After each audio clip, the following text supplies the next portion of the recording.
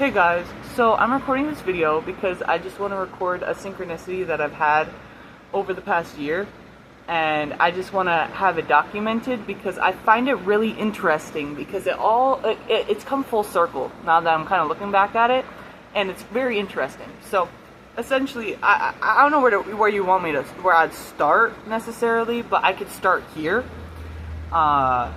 in regards to, I've had a lot of Egyptian symbolism pop up since I was a child in my life.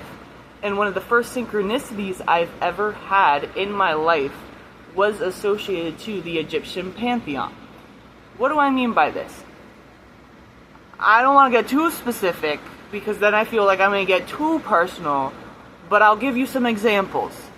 As I started, for years, I had a hieroglyph in my living room as a child. My parents are Christian, raised Christian. Why the hell did they have a fucking hieroglyph in the living room? I don't know, you tell me. But it was where I slept next to. It was where I slept the entire time I lived there. Next to this hieroglyph. I slept next to the hieroglyph.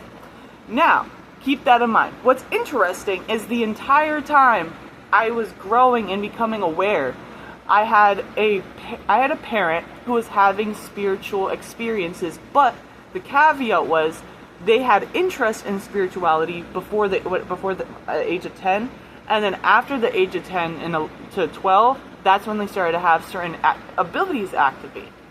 Now, this is where it gets interesting because this gives me a personal experience to tell you guys, if you're somebody that's never had a spiritual person around you, uncertain if you are a spiritual person. This goes full circle, or you've been somebody that was raised around spiritual people. This gives everyone a chance to feel seen, because I'm saying just me discussing certain things that I've witnessed give people the clarity to feel seen, heard, and know that it's not just in their head and that this is a literal lived experience. Now, this is where it gets freaking weird. Around the age of 10, my parents started to have, to 12, when essentially 13, my parents started to have supernatural awareness, awareness from a space that I had not been tuned into, and that made me very upset. Why did it make me upset? I now look back, I see the energy of covet. I saw that I coveted that energy because I did not see it within myself. But here's the kicker: I started to be able to integrate within myself the understanding that I am a person and that I have something that I can also tune into. There is a space, just simply, not based off of our personhood or inside outside, just simply we can tune into information from another plane and it can benefit us. And if somebody's privy to that knowledge, it benefits them. If they are not privy to it, then it is what it is. They can build a relationship to it. It's not I'm just gonna say the first couple of years, I've heard nothing. I spent years and years and years in the forest. I would sit with the trees. Anyone who knew me when I was in high school knew that I would just sit with the trees. I just would sit with the trees, talking to the trees, and then it kind of translated to my adult life where I just started talking around, and I'm like, I gotta stop doing this because, if I'm just fucking talking around everywhere, people just look at me like,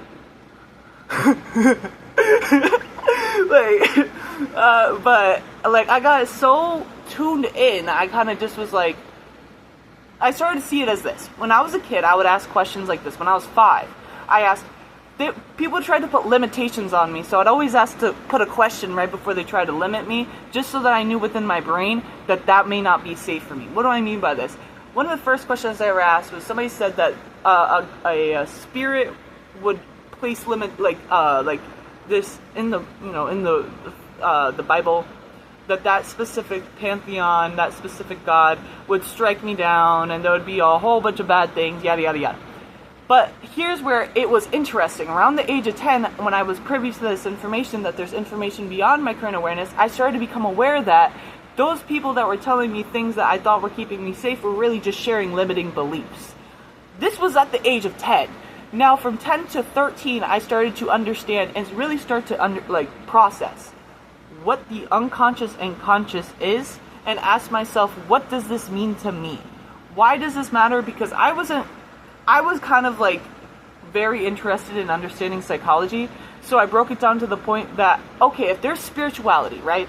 And there's somebody that formed a psychological basis, like Carl Jung, for instance. He formed our modern, like, 1950s beyond, like, understanding of psychology. So where did he derive his understanding, and where was he processing it from? I sat with myself and I realized I'm doing what he's doing it. He was processing it through his body. He was hearing what he was feeling from within his body. Now, here's the kicker. He developed a deep, deep relationship to this vessel that allowed him to be able to properly articulate when he was seeing that experience that he was feeling within reflected out in the world and other people's experiences, which gave him understanding and insight. This is where you get a lot of key information as to where, when I start talking about this other stuff, how it starts to make freaking sense. He talked about how life itself is here to help us remember our own awareness. As in, awareness has created this potential to live a life, to remember, to essentially potentialize and become aware of itself. To unify. Unify. A middle point. A middle ground. Unify. Heart space. Green ray energy. Enhancement of the green ray energy. This is where it gets freaking weird. So I started to really tune into this information, and I started to, and by the way, from 10 to when I was 17, I had, 19 to 20, I adamantly agreed to myself that if I had a hieroglyph or a specific pantheon in my life, regardless of the archetype, I started to understand archetypes from the age of 13. I started to realize what archetypes were, and I started to apply it. My grades skyrocketed. I did multiple extracurriculars.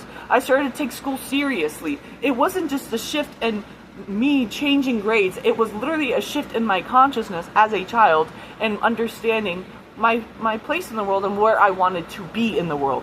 This was the importance of that, because this is where it started to empower me. I started to realize that the unconscious is considered what we have yet to experience. That is the future. This, I was trying to understand, how does this register in the body? This is memory. Unconscious has another aspect to it called unconscious memory. Another way of understanding unconscious memory is implicit memory. Implicit memory just simply means unconscious and implicit. They're the same freaking thing. They're congruent. They're the same thing. It just simply means you processing a memory that you have yet to remember or have already experienced but forgot about. That is key, because some of the first, and this is all for educational purposes only, I'm not a health expert or anything, but I just want to say that one of the first parts of your brain to go off when you're planning for the future is parts of the brain that go off when remembering the past. So after you go over that caveat of that muscle going off, like kind of let the muscle, like if you're trying to meditate, trying to channel or do something like this, start to process it, you let that muscle keep working itself till you start to channel you'll start to channel higher. The best way I can say it is I'll ask myself questions through a feeling state, and through the feeling state, when I ask myself those questions, I'll understand that the type of information that comes through when I'm in a specific state of higher quality heart space, certain information can't penetrate it if it's not in its best interest, literally. But I can be more privy and open to things that are in my best interest through listening to this space. That's kind of like a thing I've learned about it. But one of the other things I want to get into is how this has showed up as synchronicity in my life. So, for instance, when I was reading this book called The Law of One and starting to understand that this wasn't just something in my head. These visions that I was having were something that somebody actually trans-channeled at one point called The Law of One. They made 5 books. Law of One. Loved that freaking whole channeled message, because it really just confirmed to me what I was not hearing out from anyone. Not a YouTuber, not because I started to realize a lot of YouTubers were just like, it was its own mess. I started to just try to find a pure channel, and I found a book that was like essentially just a channel in association to saying light and, that's where they got the whole idea of light and love, was from that whole trans-channeled book where the energy known as Ra, which is associated to the Egyptian pantheon. This is where it gets weird. Okay, so how I got into the book by accident was by accident. So I was trying to understand why these archetypes, because I understood archetypes when I was very young. Archetypes just means patterns of behavior. Patterns of behavior. Carl Jung made these like 22 major. He described and articulated 22 major archetypes, but those aren't all, by the way. But 22 major archetypes to help us to understand how different behaviors can come to embody aspects of the divine. Well, how is this important for a young child who was raised Christian like me? I only thought that divinity came through martyrism. It wasn't until I read that book by the Law of One that they come to kind of describe this one concept where martyrism is love without wisdom, but it's still love. And it's still inherently a divine expression. But what I was trying to understand was I had the paradigm in my head. This is a framework this is why it expanded for me. I'm not dogging anyone. I'm not implying anything. I am simply stating that moving forward, it had given me a broader perspective that the divine can work through me when I'm not sacrificing myself. More than when I'm not sacrificing myself. I can actually enjoy what I'm doing and still be of value to the world. This was deeply integral to my inherent worth as a child. I was saying this gave me a certain level of confidence that everyone, if they wanted to walk over me, that it would be impenetrable, and it was something that I never discussed with anyone. I kept it secret and safe with myself. And now I'm just coming to discuss it and share it with other people because it kept me safe so it could keep someone else safe. And I know that it probably can help somebody. And so maybe I can better articulate in some future videos, but at the end of the day, we're all, like, you're safe and sound as you are, okay? Let's just put that into fucking perspective.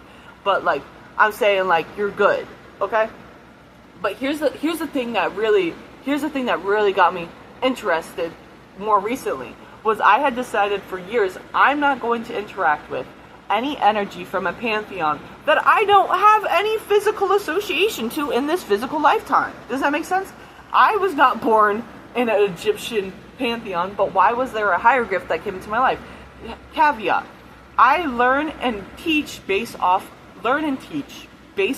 of what I receive. I don't teach you guys based off what I got out of a book, even though, yes, I'm talking about shit that I saw out of the book. But the thing was, and yes, I did learn from the book, but what I started to understand was it was unifying what I was simply already experiencing. That's why you see such, like, poignance, like, I feel, like, so excited to talk about it, because I had spent years in my head channeling visions and feelings, like where is this? I would essentially go into a dark place, and I would see light, and then I would get things and receive information that would keep me in, essentially, aligned. Some of the things were like being of a state of mind and a state of being rather than being identified with the space in which I'm moving through. One of them. One of the other ones, these deeply, what I started to understand was, I would ask myself things like, this is what you have observed in your life. This is what implicit memory means. You've observed a lot in your life. Your subconscious, the best way I can describe the subconscious is like this. A lot of people have different ways of viewing it, but this is a great way that I've been able to integrate it in a way that kind of makes sense. The unconscious, if we're referring to memory, is implicit memory, or what you have yet to experience. Subconscious is what that energy moves and relays through. It's essentially a platform for that information to move through. And then the conscious is what you are currently aware of and essentially are aware of, in other words. If, like, for instance, the English language, this is a perfect example. If I were to take the English language out of your vocabulary, out of your explicit memory, your conscious memory, this would now be an implicit, unconscious memory. English would be an unconscious memory to you, and what you would be hearing right now is gibberish. But if I put it back in, now you understand. I put it back in your conscious. Now you are conscious of the English language. Now you understand what I'm saying. It is not implicit to you. You are very much aware of it. This is a way of a very basic example of how the implicit functions. It functions through. And even more so, what you'll find interesting is that, let's say I took the English language out and you didn't understand what I was saying. How you can interpret through your unconscious, if you don't understand what the person in front of you is saying, is through the symbolism, the colors, the way it makes you feel, the way that person's vibe is making you feel.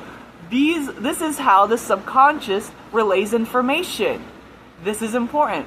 And what is it relaying? Information from your unconscious, from an unconscious space.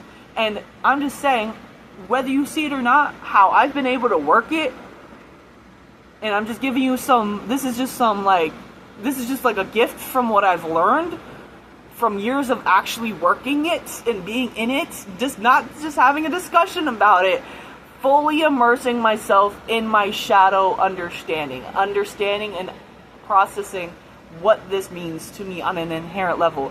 I had 4 years ago processed alchemy, that I was doing alchemy from a young age. And when I started to realize what alchemy was and the laws of the universe, I kept that shish to myself. Even though what I started to realize was, at the end of the book, like the Kabbalion, for instance, they'll describe that one of the basic things is to go out and teach what you've learned, if you actually do really integrate it very well. And I repressed that for some time.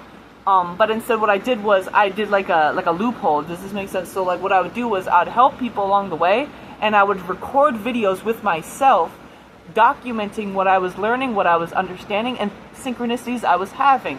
Why do synchronicities come into play here? It is saying that the perspective that it has had, and this is where you have to really become aware of, like your mental health. So this is where you have to keep mental health in mind. So this is where you have to be sane, but some people just call it code, understanding the code that's around you. But really, you just see your life and you witness what life has brought to you, and you ask yourself, why has life brought this to me? And you receive the broader understanding from that. And you might not currently logically understand right now, but you understand, if you can interpret consciously, that you do not have to understand right now, but that it can gradually reveal itself and give you a bigger picture as you interact with it. This is where the freaking gold is. I'm talking Citronus. I'm like, if we're talking about the 4 alchemical process, this is where you move from a state of Negretto, Albedo, to a state of Citronus, or whatever you want to call it. I'm just gonna say it off the top of my head because I'm just excited. But I'm just saying, it's that deep. It's coming. It's a distillation, and I'm saying I've gotten such deep assets from. This is something I don't see discussed anywhere, but I'm passionate about it, and I know that I've had deep knowledge, wisdom, and understanding that I can take with me, and that has affected my whole vibe. I'm saying I've had my self-identity at one point was fully immersed in someone I never would be. And now I'm finally starting to understand that as I started to sit with myself, and this is what I was talking about before, I would ask myself questions like, this is what I've seen in the world. I've witnessed countless things take place. My implicit and explicit memory is maybe just deciding to go based off of what I've already seen. What if I decided to go based off of what I have yet to experience? And I had a lot of suffering as a kid. So I started to realize the thing that's connected to my implicit unconscious memory, or otherwise what's dark to me as a kid, was my own great feeling state. The idea of me having a good, successful, healthy life. That is so freaking weird and deranged that this is somehow something that happened, but this was a real thing that happened for me. And I know for someone else this is currently happening for them, and I just want to be able to make us aware and have a discussion somewhere, whether it's on a freaking random video just clicked on, to just discuss and have a basic statement about this occurring. So then further, when we're having discussions about how it plays out, how it can communicate, how it can show up for you, this is where it gets kicked, because this is where it's interesting for me. I always ask myself, why did the Egyptian pantheon come through for me so poignantly? After I got the hieroglyph, I got an amulet, secondhand. After the amulet, I got a freaking toys from my favorite website as a kid, were associated to like the iconography of the archetype that I got from these toys were literally associated to the hieroglyph that I got out of literally someone's trash secondhand just in my life.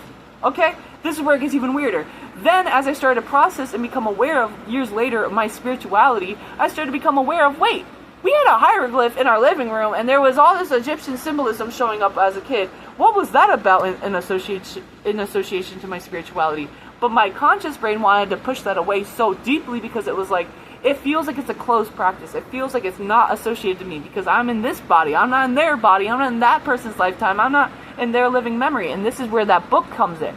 The book starts to describe that there's a social memory that we can tune into, and that's typically what people are hearing when they're psychic. They're tuning into a social memory of all of the memory, not just your personal memory, the memory of us unified. And that's where they're pulling the information from, and that's the implicit memory, the unconscious, and more. That's an aspect of the unconscious. And here's how it gets even more weirder. So, like, I'll give you an example that I've had personally. When I was reading the book, there was this excerpt how they were talking about how this energy that came to these people in this specific book came to two different civilizations, Mayans, and came to the Egyptians at two different times.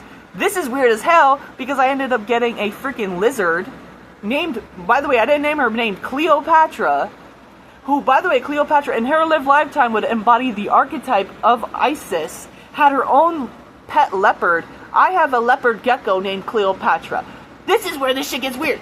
Do you see what I'm talking about? The weird synchronicities. I didn't name her, and this is where it gets weirder. I had prayed to her 3 months prior. I was praying for love, for unconditional love in my life. This was like years and years ago. And I had gotten, 3 months later, a leopard gecko. And at this time, I was releasing my relationship to what I was associated to, like my programming, to things that I had known. And I was asking myself, what makes me feel better? And I started asking myself, well, the 4 elements make me feel whole. I know I have all 4 of those, and I know that inherently that if I'm intellectual, there's a certain level of intellect that can be potentiated within those elements. I know not many people will want to discuss that, but that's some truth. If you want to pretend that's not a thing, okay then. You want to cut off a certain level of intellectualization within your own life, you want to cut that off, go right ahead. I do not care. But I'm just saying, I'm going to speak and say that there's a certain level of intelligence that is stored within the elements. Does that make sense? That if you tune into certain elemental states, they can give you awareness.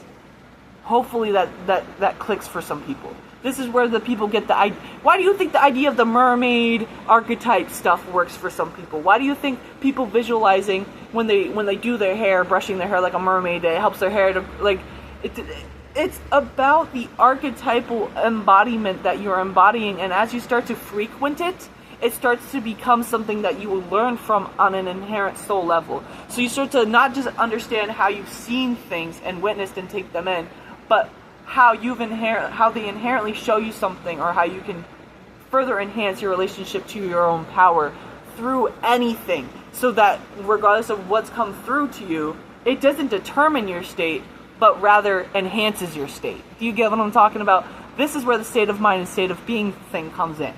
Now, I've just been withholding all this information, and that's honestly why I think I was having a little bit of a health issues for a little bit. But then I started fucking process my emotions, face everything, talk it, essentially just do the shadows work stuff. And how this comes into play is, anyway, I was discussing the law one, but I'll get into that. The 2 energies came through at 2 different times. And because the energy came through at 2 different times, it said that it came through to the Mayans. And by the way, the reason I brought up Cleo was because I got her with a Mayan hut. So it was always like she had a little pyramid, but it was a Mayan hut. And I never got that. Turns out the Mayan hut, there's one major Mayan, 3 Mayan temples that are associated with the Orion's belt that are aligned to the 3 Egyptian pyramids, which is interesting. But they go to discuss in the book that actually the first one was built, but then the 2 ones were built later. But this is if you're going based off of the book, okay? But I just want to say that there's the things that I've learned and the things that you can discuss in the book. So I'm kind of going back and forth when I talk about them. But in that book, they discuss how the energy came to 2 different time frames, and when it came to Egypt, it came to a guy named Akhenaten. His name originally was Mun, like Tutankhamun, and then he switched his name to Tutankhaten. And the reason that this is important was, as I was reading this in the freaking book, I had an experience a couple of weeks earlier with Bastet, which I documented. But I was like reading a book I had been seeing her in my head, right? So I pray a lot, and at this time I was really having like a moment where I was leaving a lot of things from my life. And I said, if your energies, the energies that had come into my life that are associated to like the Egyptian pantheon, weren't good for me, then stay away. But if you are helping me to understand more about my unconscious and help me, then you're able to help me. But if you're not, if you have any way of disservice of trying to take away from my life, I repel you, I rebuke you, and you stay the hell away from me. I don't care. I don't care if you came into my life when I was a kid. I don't care if I have a positive or a negative association to it. I don't give a fuck. I'm ambivalent. But all I know is if you have a sustenance, an asset that you want to bring into my life, and it's going to be substantial, then I am more than, and it's not something that I have to give over something for. I have to sacrifice myself for, but it's something that I can accept help for. Then I will be open to listening. Simply, I'll be open to listening, because it means that you're actually doing something, whereas a lot of people are just talk. A lot of things don't happen in life that, like this. But when I've worked with these energies, they have always come through. They have always come through. I've never once doubted, I've never doubted that they won't come through. I've doubted that other people will show up. I've doubted that the energy was actually there for me when I wanted to believe in the ideas of other people and the safety of this not happening. But honestly, I started to realize that I kind of just gave up a family for another type of family. All it really is. So then I started to realize that the whole storyline in the frickin' archetype was the whole storyline of the unconscious becoming conscious. So the entire time I was freaking processing all of this stuff and putting it into work, specifically without the hieroglyph, it was literally the whole storyline of the hieroglyph. Which was so freaking weird, because that literally plays into the unconscious and conscious memory and how the unconscious plays out to try to get you to remember it. It's so weird. And then what gets it weird is, so when I prayed and I asked for things to come into my life and Cleo came into my life, she was kind of offering me some clarity about where I should put my interest in at that time spiritually, when I wasn't even interested in Egyptian stuff. I specifically had, at that time, I was 17, had nothing to do with the Egyptian thing. I didn't get into the Egyptian stuff again till I was about 19 at my first job. Because what was happening was, when I went to my first job to run away from this stuff, you want to know what started to happen? My co-workers at my job, from job to job to job to job, started to have names of the Egyptian gods and literal freaking sigils associated to the Egyptian gods. This was weird.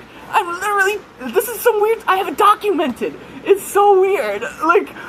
Don't even get me started. I'll break it down. Literally, there was this guy, he had a name associated to Egyptian god. He had a specific sigil, like the Egyptian, sigil. I'm not going to say which one, because I don't want to make it very specific. I don't want to make him feel weird. I don't want to make anyone feel weird, or, But he had a specific sigil that is enamored with power in the Egyptian pantheon. And what ends up happening is he kind of does this thing where his name was associated to the god that was in this pantheon that I had nothing to do with at this time, and I specifically was not really interested in getting to know that well, because I wanted to build my own relationship to my own spirit, and that was what was mattered to me. Turns out, he then, when I was reading, I said, you know what, but I want to get to understand, now that I hit a point spiritually where I feel confident in myself, in my own spirit, let me get to understand different areas that have come to me so I can be open to receiving them, because I teach based off of what I receive, not based off of what I get in a book, because I'm open to what spirit gives me, not based off of what I'm handed. That I know, I never go based off of something being given to me. I go based off of what what's given to me, what I receive, what I naturally get in my life, not what somebody hands to me and tells me to do, but specifically what I've received and naturally found myself aligned to do it. And this is where it gets key, because I literally was I said, okay, so I'm interested in knowledge, wisdom, and understanding. So if this can bring me knowledge, wisdom, understanding, of course I'm open to it. Positive knowledge, wisdom, and understanding, I'll be open to it. And since it keeps trying to come into my life, I know the unconscious, how it works. It will keep trying to reappear in your life to make you remember and aware of it. And if you want to run away from it, it will follow you. And this is how it will relay itself through synchronicity. And this is where synchronicity comes in. Not just the angel numbers. We're talking actual understanding what's being said through your experience and your reality every day you wake up. You realize more about yourself every day you wake up. It's constant. And this is where I started to realize, if I take just a moment every day to make an excerpt or create a moment to record or have some of this stuff this knowledge, wisdom, and understanding stored somewhere, that I can naturally just give it to people and it can find its way somewhere else and be of benefit regeneratively. Because what I started to realize was what these energies brought me was regenerative thought forms. They didn't just bring me a thought form that would be applicable once or twice. It was an inherent truth that they would bring me, and I started to realize it was relayed through my body.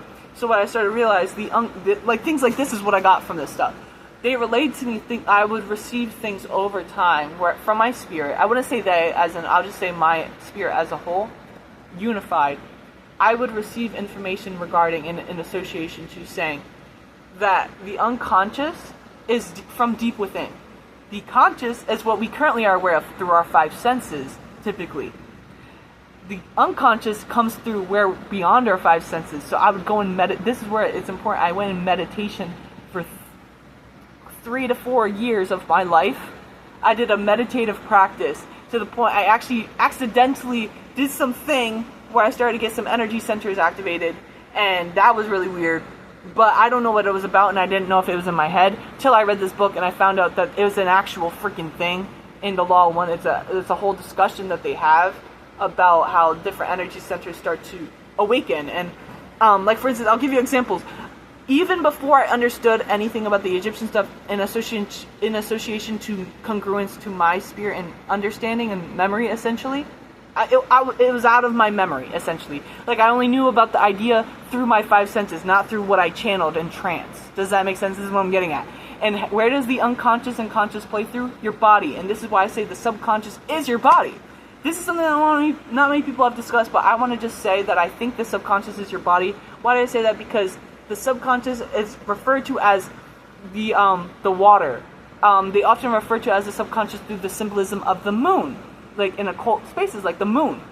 And the moon is important here because it pulls what? A tide. A body of water. A body of water. It pulls a body of water.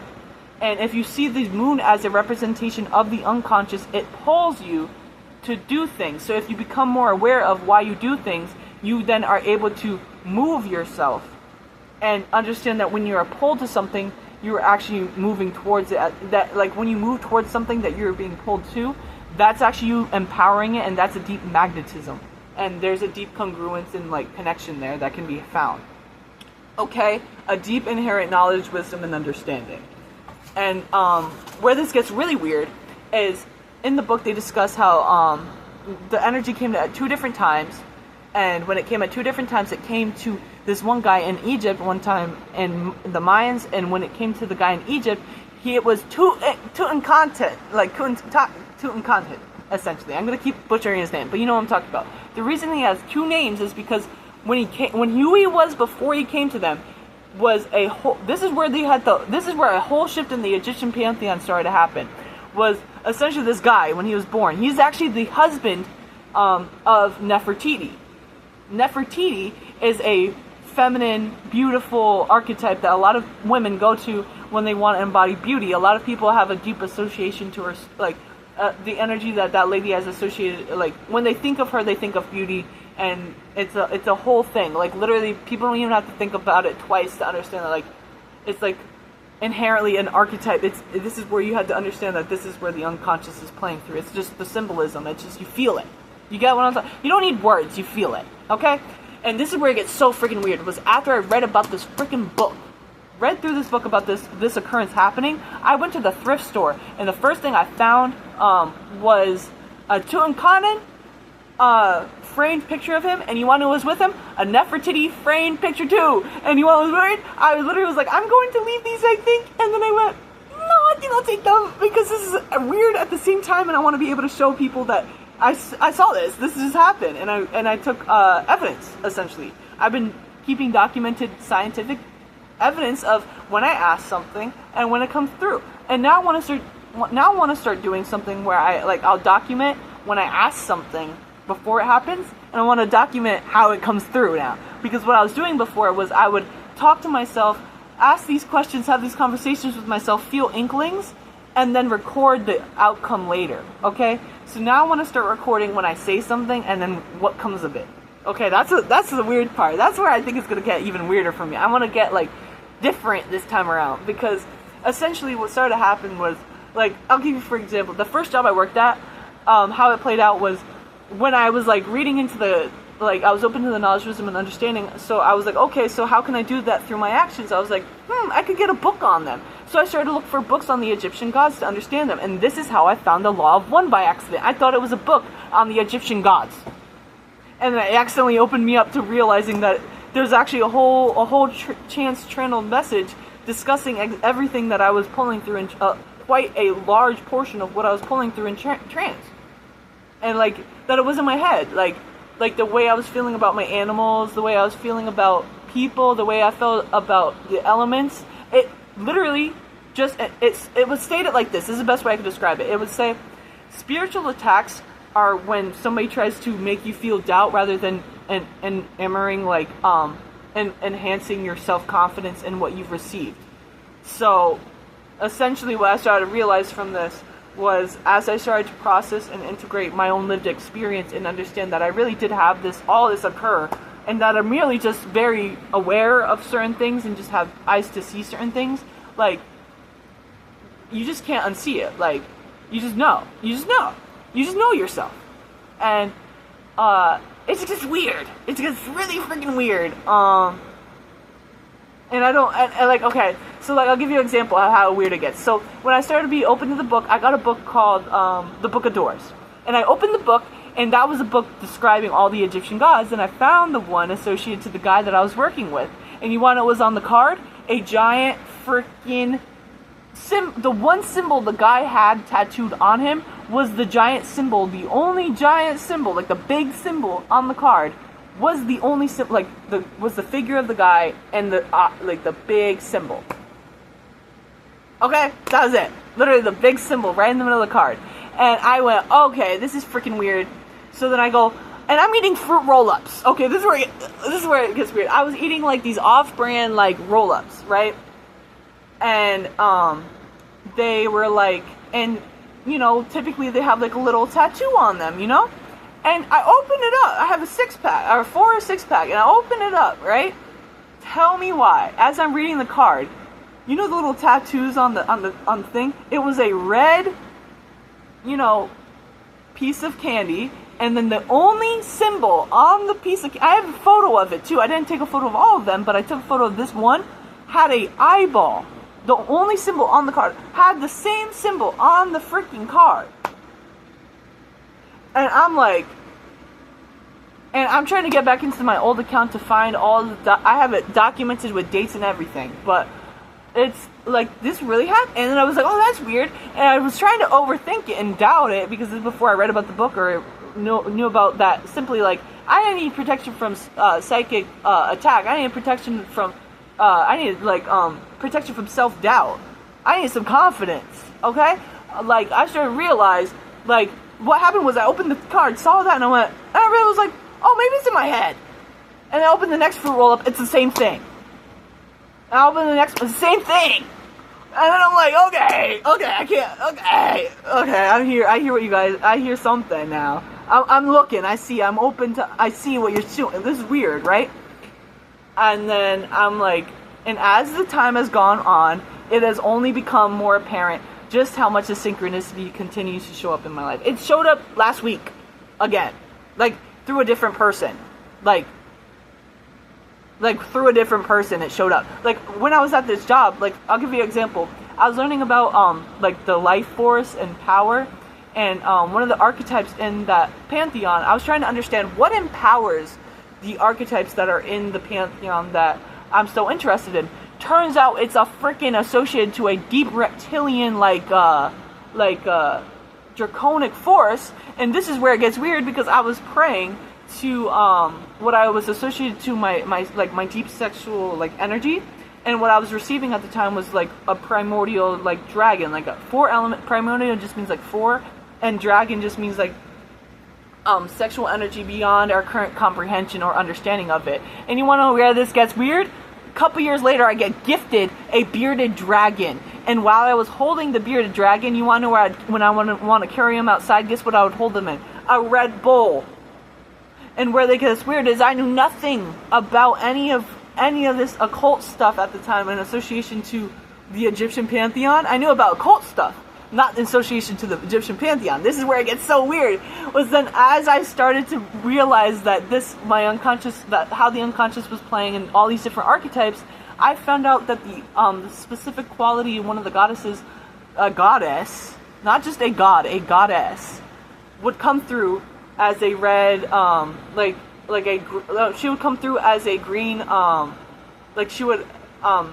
had a red force, and she would come through as a green serpent with wings, a dragon. And where this gets weird is she had a force, a blood, like essentially think of red dot, think of all the different associations you could get out of that, and you could start to understand and decode where this goes. This is where Tutankhaten got his idea for the Aten. This is why I'm bringing this up. This is where it all gets cohesive again, is because when he was channeling essentially from this book, in the book they describe how before the energy came to him, he was open to all these gods, and the pantheon had all these gods, right?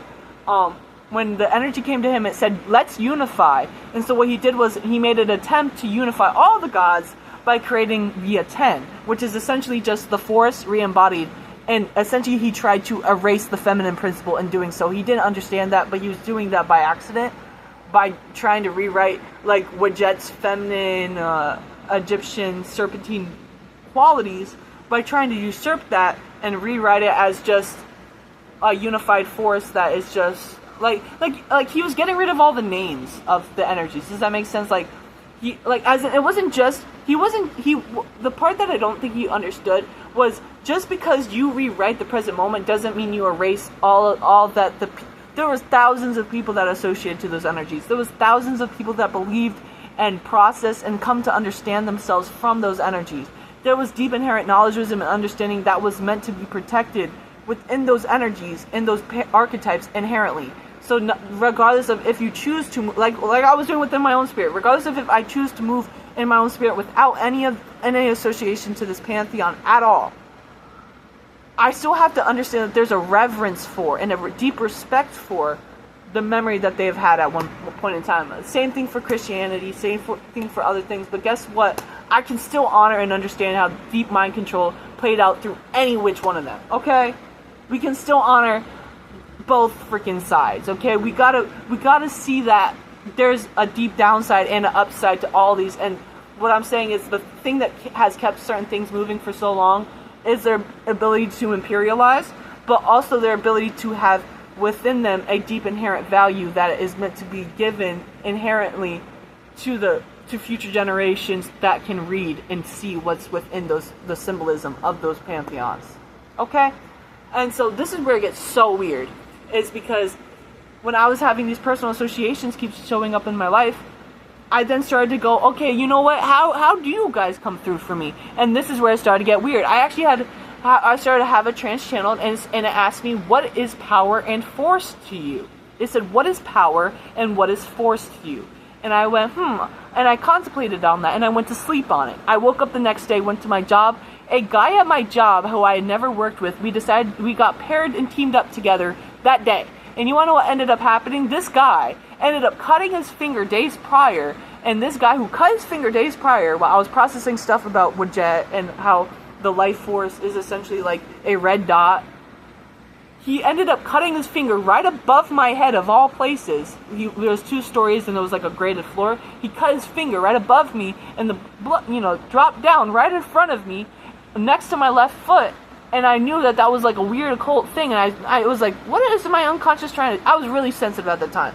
Like, more sensitive, like, I thought everything, like, I was taking everything, like, everything in. I was literally like, what? If Spirit's speaking through everything, I was like, I need to hear it all. But now I'm kind of more laid back because I kind of see the bigger picture now. But before, I wanted to soak it up. Does that make sense? I wasn't neurotic. I was passionate. I wanted to soak everything up. I wanted to witness it. I wanted to build a deep emotional relationship to it that no one else can tell me or shake me from. Okay? And it didn't. Okay? Because it got to my intelligence. It made me healthier. And it made me regenerative. I started to realize one of the first places people attacked is your mind. And that's where I started to realize, oh, that's why this energy was like so important. Because if I can protect my mind, then I won't try to protect myself with my body. But if I'm privy to trying to react, then I may protect my emotions with my body, rather than let my mind just like allow my mind to protect my body as a whole. Does that make sense?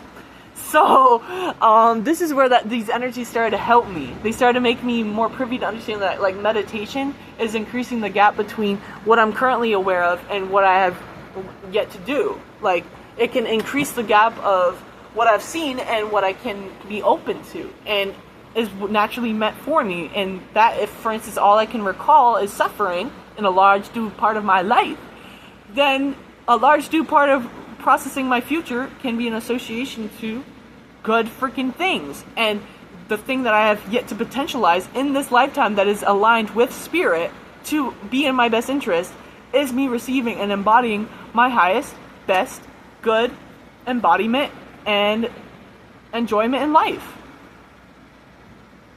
And that was a spiritual lesson I learned as a kid. And this is what, it created a deep inherent value, like a worth.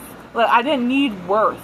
Like I started to realize I don't need what anyone, like I would hear all this jabber from people around me about who I am and how much I'm worth and how much I'm to be valued. And I realized that it really just doesn't matter, because they're just manipulating themselves into trying to determine something that is inherent within all of us. And if they want to play themselves out of a deep inherent gift, a presence, presence, then that's within their freaking free will, right? And I give them that ability to. But guess what? I have a free will too, and I get to build a relationship to things that I find interest and value in. Things that I want to cherish, I can build with that. And what? So, like, what ends up happening is, where this gets weird, is this is all at the same time. And there's more synchronicity I didn't even discuss. I didn't even tell you about Bastet, how she came to me around my birthday. Like, okay, it was weird.